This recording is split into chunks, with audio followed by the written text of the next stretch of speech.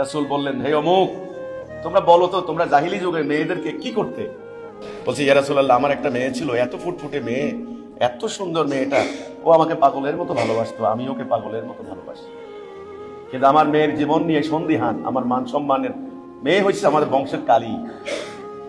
আমি সিদ্ধান্ত নিয়েছি আমি মেয়েটাকে রাখবো না, বড়ই হয়েছে দেব। একদিন বললাম, মা চলো। মেয়েটা নাচতে নাচতে চলে আসলো, ভাবছে বাবা বোধহয় তার সাথে খেলবে। মরুভূমিতে নির্জনে নিয়ে গেলাম, নিয়ে গর্ত করলাম, মেয়েটা আমার সাথে বালি সরাচ্ছে, ভাবছে বাবা খেলছে না আমার সাথে। মেয়েটাকে কবরের মধ্যে বসাইলাম, ওখানে হাসতেছে আর হাত ধরে, বাবা বাবা বাবা বাবা আমার কাছে আসো, আমার কাছে আসো, বাবা বসো, এখানে বসো। মেয়ে ভাবছে বাপ বেটির খেলা বোধক শুরু, খেলতেছি আমি। কিছুক্ষণ পর কোদাল দিয়ে টেনে টেনে আমি বালিগুলি তার চাপা দিচ্ছিলাম, তার বুক পর্যন্ত বালি হয়ে গেছে। বাবা বাবা বাবা বলে চিৎকার করছে বাবা।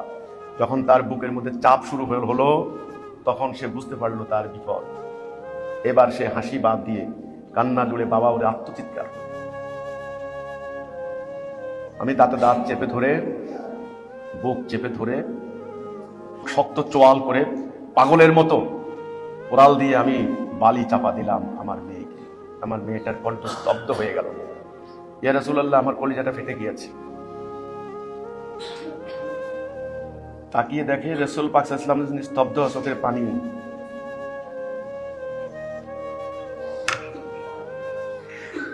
রাসূল বললেন, আবার বলো কাহিনী।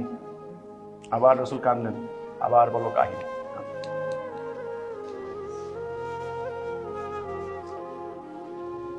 সেই মেয়েদেরকে রাসূল পাক সাল্লাল্লাহু আলাইহি ওয়াসাল্লাম পরবর্তীতে যুদ্ধের ময়দানে নিয়ে গেলেন। বললেন, মেয়েরা, তোমাদের সম্মান আছে, ইজ্জত আছে, গৌরব আছে। আল্লাহর কসম, আল্লাহকে সাক্ষী রেখে বলছি, তোমাদের সমাজ আবারও জাহিলি সমাজ হয়ে গিয়েছে। আবার সেখানে তোমরা চলে গিয়েছো। তোমরা এখন তথাকথিত আধুনিক সভ্য হয়েছ। মেয়েদেরকে তোমরা অন্যভাবে কবর দিয়েছ।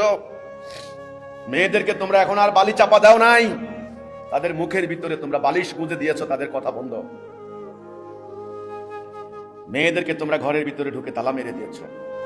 মেয়েরা এখন ধুকে ধুকে মারা যাচ্ছে।